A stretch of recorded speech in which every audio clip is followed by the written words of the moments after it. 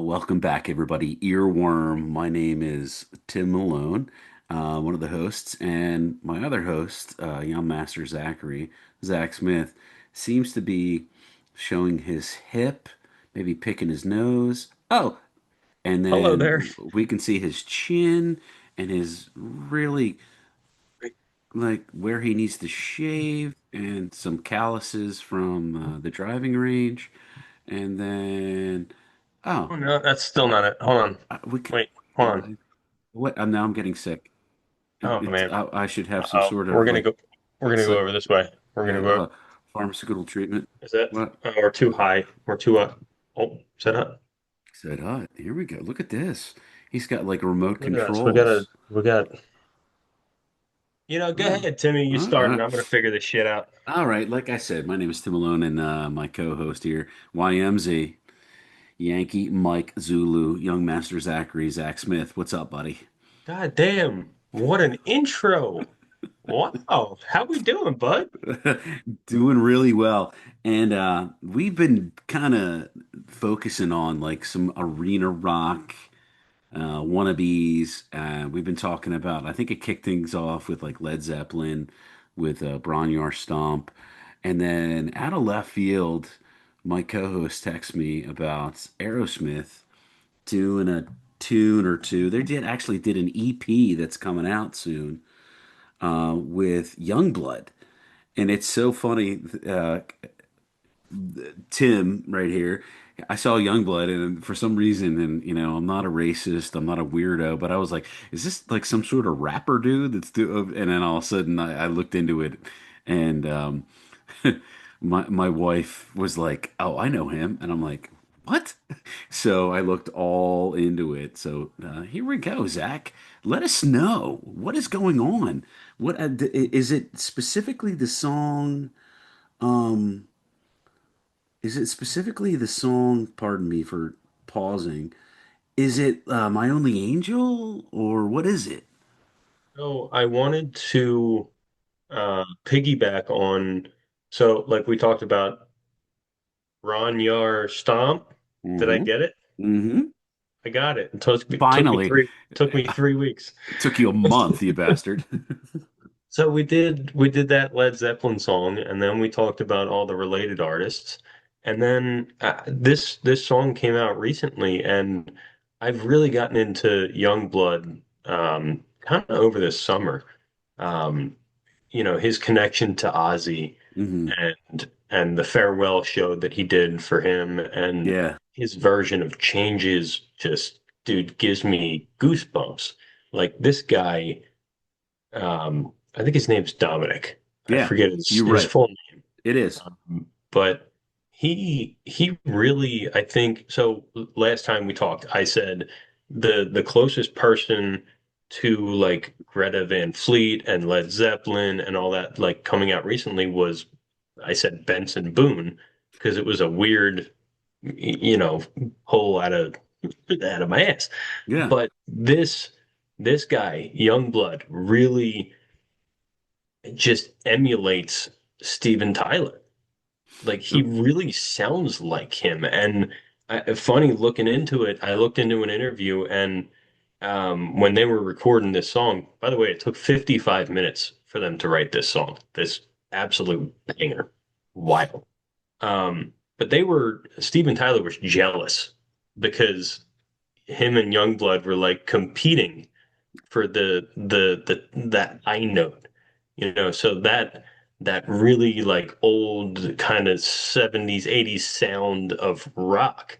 He's kind of like reviving that. And it's really cool to see in this song because I feel like um Aerosmith kind of shines in their own way, but then kind of evolved a little bit and got newer in a way. So it's a cool dynamic, and I think they both complement each other really well.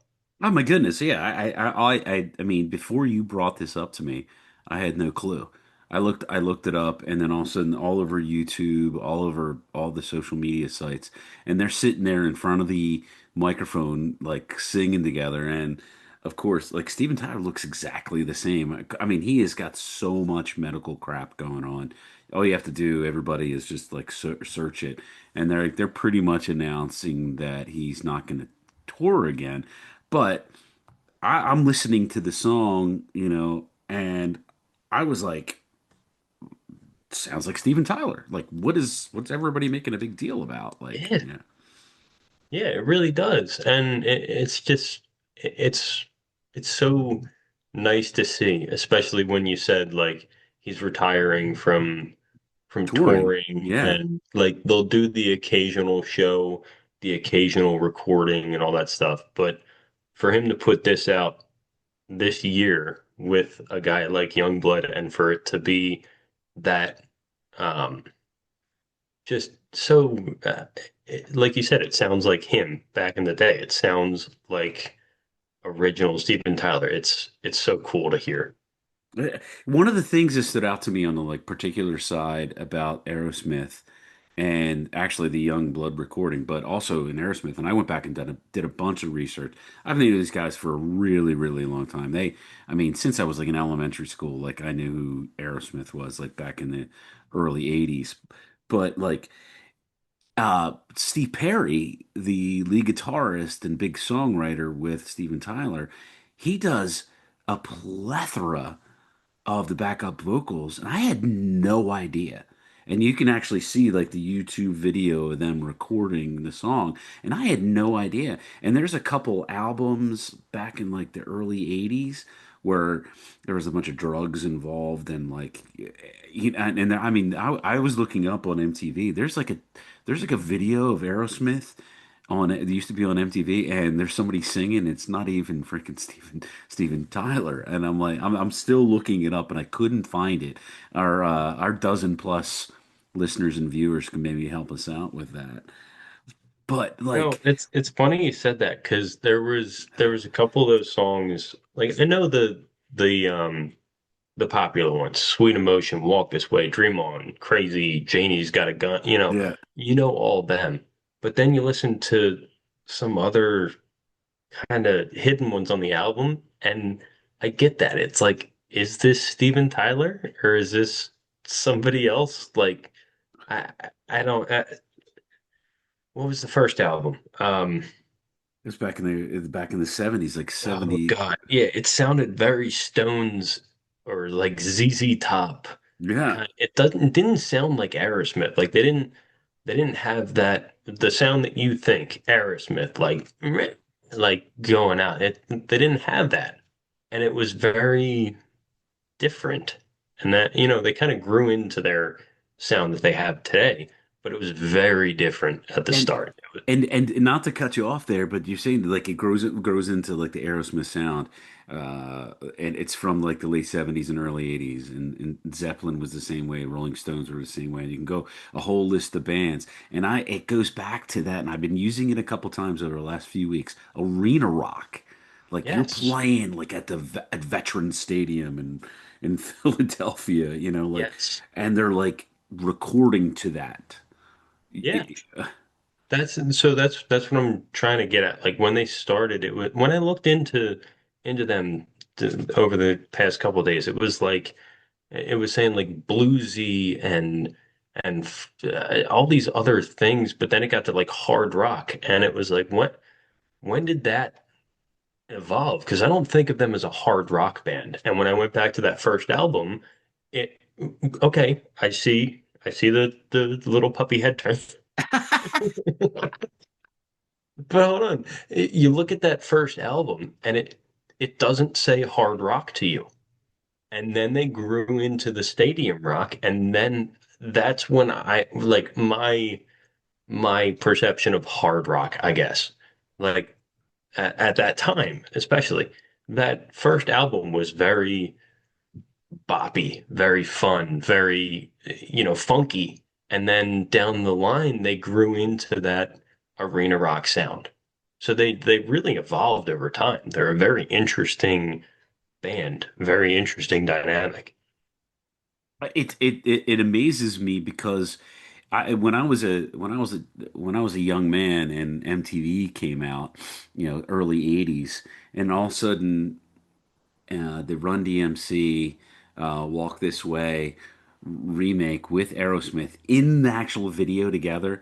That was it.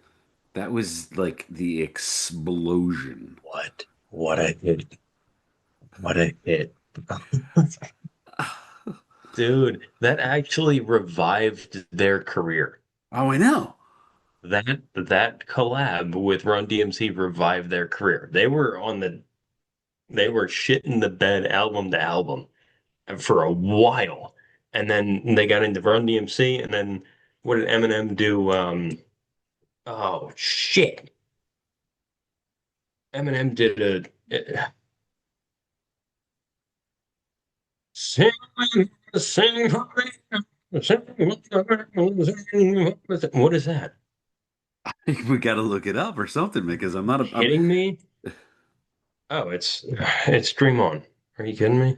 Oh yeah, dream on, Oh, what a dream on, dream on, dream until your hand dreams up, come through. All right. hand up here. My, what an asshole. No, but Run DMC and then the Eminem the collab with that dude, that was later, obviously, Oh, I but know. I that mean, we're talking like, really revived their career. They were on the downward spiral. dude, and then I mean, it's okay. Side note, like that spurred other collaborations. I mean, come on, Anthrax and Public Enemy. Bring the noise. Bring the noise. Oh my goodness. And I mean, after that, like it was like there was like a period of time, like I say this all the time, I'm like twice as old as Zach. And Aerosmith was just I knew him from like friends and friends' older brothers and stuff like that. Um, and then all of a sudden this video came out with Run DMC and like it like amazed everybody. It was like they MTV was putting out when they were going to play it, and like kids are running home so they could see the video. Like it was that popular. I'm telling you right now, like, oh yeah, we're gonna play it at like 6:01 p.m. Like, I mean, that was how popular it was, and and then all of a sudden it stirred it up. Like Run DMC was huge even before that. I loved them when I was breakdancing back in like seventh grade, and then everybody started looking back at like Aerosmith and their older albums and like Dream On and all those other songs. And but the one that stands out to me, and you brought it up earlier, like look at their earlier albums. Are they really hard rock, whatever? But the song "Back in the Saddle." Have you heard that song? Yeah, Dude, that is a hard rock song. that's an older song. Yes, it's a hard Yes. rock song. Yes. Yes. But the majority of the early stuff, it wasn't all like that. You know what I mean? So to bring that up, like, all right, is hard rock the definition of the arena rock?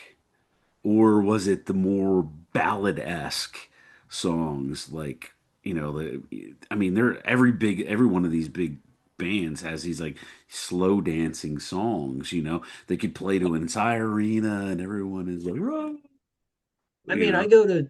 I think of it's a different time, I guess, but they were influenced by a band like Aerosmith. You think of Metallica.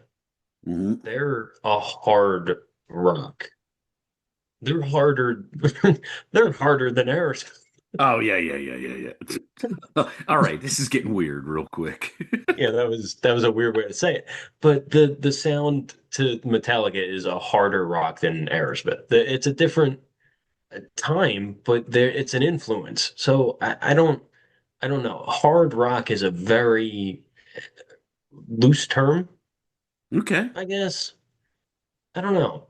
I just what's the hardest rock song of fucking Aerosmith? I don't know. I Back Sweet back in the Back in the saddle. Saddle, I Back guess. do do I do guess do do I do do do do. I'm back in the saddle, girl.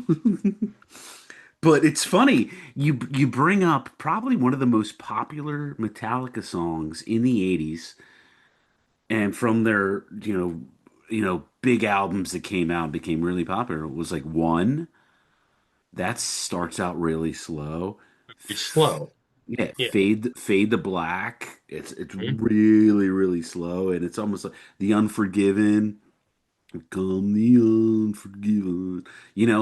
But I mean, so that was kind of my question. That's kind of my like observance. Like when you talk about hard rock and you talk about arena rock, um, is it the bangers like everybody's like "Rah," everybody's doing the mosh pit, or is it the ballads No, that not so much the mosh pit. So that's where my brain goes first, is like the mosh pit uh, type of like heavy metal type of stuff. But I I don't know. Like I look at all the songs that are well known by them.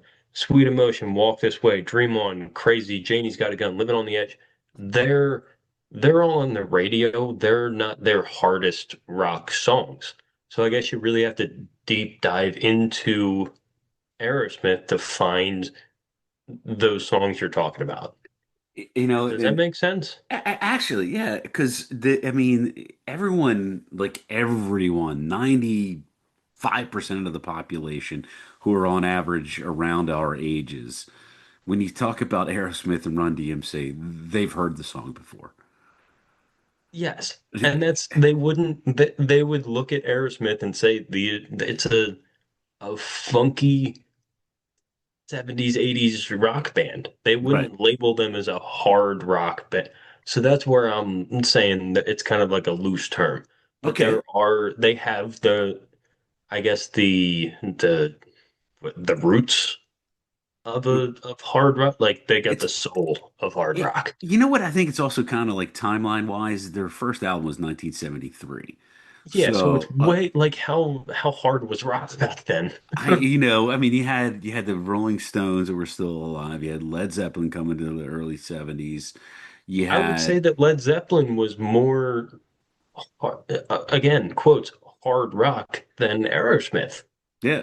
Van Halen was more hard rock And it than was about the like 2 years after Aerosmith came out with their album, Van Halen came out with their album, and I yeah. would agree with you that that was more hard. But I mean, the one I always go back to, and I'm sorry, but I'm like hearing it in my head. I'm back in the saddle, girl. That is a hard rock song. It's a hard rock song. That's a classic rock song, Yeah. baby. But it's what's funny is the classification of arena rock. And I think about it because I mean I don't know if you've seen it on like YouTube or online. Rolling Stones played there was like a Tattoo You tour, and it was like I don't know about 76, 77, right around that time frame. And they played Veteran Stadium, and they had a stage where Mick Jagger could like run around the entire like field, and he had an Eagles jersey on. Now, one of the qualifiers, hard rock is like a sound. Would you consider the Rolling Stones hard rock? I mean, that was like the arena rock time frame, like mid to late That 70s. I feel like we can't use that hard rock term with any band from that time. Okay. I don't know. I feel like hard rock has changed drastically. Like this is arena rock. It just perfectly encapsulates what we're talking about, these bands. Yeah. You Because you know, could, hard rock is not Aerosmith. I would even say hard rock is not Van Halen anymore. There's so much other stuff out there that could be considered hard. Rival Sons maybe could be, go back to the last episode, yeah, could be exactly. considered That's what more I, that, hard rock that's than Aerosmith. that's It's where I just was gonna changed. that's Yeah. where I was gonna go with this. I'm like, Greta, are they hard rock? There's some definitely not hard rock No, songs. no. So Greta is more of the arena rock. Rival Sons and Black Motorcycle, Rock whatever the fuck. Rebel Motorcycle Club. See, dude, we're gonna get back to this, you bastard. Damn it. But those two are more hard rock. It's changed so much. So it's that term is it's so hard to pinpoint, I Yeah. guess. and I'm gonna have to do a little research on my end. I think there has been a gap with that sound. I know because with when arena Gret, rock. yeah, and hard rock, kind of to conceptualize them together. Okay, I yeah, think yeah, yeah. because Greta was so popular, Greta Van Fleet was so popular over in England and Europe, and no one in the United States even knew who the heck they were. And they're freaking American kids. There's like three brothers and a cousin, and like they're so popular over in like Northern England, and nobody knew who the heck they were. That's like that's something we need maybe like do a deeper dive into. But So hold on, going on to that. So all these bands that we've talked about, they've gotten popular over in Europe first, but they're yeah, from here, right? yeah, These recent bands that we've talked about. yeah, Aerosmith got popular in the States and Japan, yes, and Europe kind of shut them off for a while. yeah, oh yeah. That was very interesting to me too, because I felt like Europe was very into that arena rock sound, and it was weird to see that they kind of shut them out. Maybe it was like, are they too American? So it's so funny, and here's a weird side note because I'm a little older than you. There is a really, really famous album from a band that was like a quasi arena band and a quasi hard rock band. They had a little punk aspect to them. There was a band called, I'm sorry, A little there's a band, sprinkle, a little yeah, sprinkle. little sprinkle. There's a band called Cheap Trick. And one of their Uh, most famous albums, actually, their most famous album from people my age was an album called Live at Budokan. And I'd have to, I mean, I've been all over the world. I was in the Navy for 22 and a half years. I think Budokan's in like Cambodia or like, I don't know, Singapore. It's somewhere over there. They were so it's popular. probably next to East Jabib. Exactly. They were so popular over there in like Japan and Asia, and Americans didn't even like, "Oh, whatever." And Live at Budokan came out, and it was freaking huge. It amazes me. Here's one on the hard rock side. Jimi Hendrix. He was, first of all, he was living in England. He was an American from like Northern California, and from famous movies like his entire rhythm section, the bassist and the drummer were white guys. Jimi Hendrix rhythm section is not white. Yes, they are. Anyway, it's a movie for everybody to look up and our viewers. And if you don't know it, you're so freaking young. I don't Um, fucking know it. I don't know what he's talking about. Wesley Snipes was in it, by the way. It's about basketball, you weirdos. Anyway, Jimi Hendrix was so popular in like Manchester and Birmingham, England, and the dude played at freaking Woodstock, and he was more popular in England than he was in the freaking United States. That blows my mind. The complete subject change for our freaking podcast this week, but holy moly! Not a complete because it all these bands that we're talking about, they either get popular in the States or well, all these bands that we're talking about get popular in Europe first, Yeah, the last couple weeks. But Aerosmith was that one that stuck out to me. I was like, wow, Europe kind of shut them out. They went to Japan first and then got big in the States, but it actually took them a long time to get like their Grammy came in 93. They started in 70. 73. Yeah, it was their first So album. it took them a long time to get that like award, that recognition, which I don't. It's all bullshit. It's a Oh, Grammy, I whatever. know But it's who all gives a shit? subjective. And the And funny thing is, I told early in this episode, I said when you brought up Youngblood, I thought it was a freaking rapper, and I thought they were going to do some sort of Run DMC kind of esque. And then my wife was like, "Oh yeah, I'm not a big fan of his. Like he did that song, The Funeral, with Ozzy." And I looked it up, and I'm like, "It's not a bad song, but it's evil as heck." And I'm like, oh my God, this is freaking weird. But I had no idea until right before this episode recording. He's from freaking England. I I thought he was like an American kid. God, yet. Oh, you must have never heard him talk. I didn't, I guess. Oh But God, he is the biggest. Oh, Uh, That's funny. I had no idea. And I'm like, I thought like, and I looked at it. I'm like, oh, was he on like, one of those like, reality TV shows, and everybody voted for him. Now he's like Yeah. popular or something like No, that. he does have that look. He Like, does have that very American look, I yeah, guess. yeah, The American, like, emo punk kind of yeah, look. I get that. But yeah. you know what?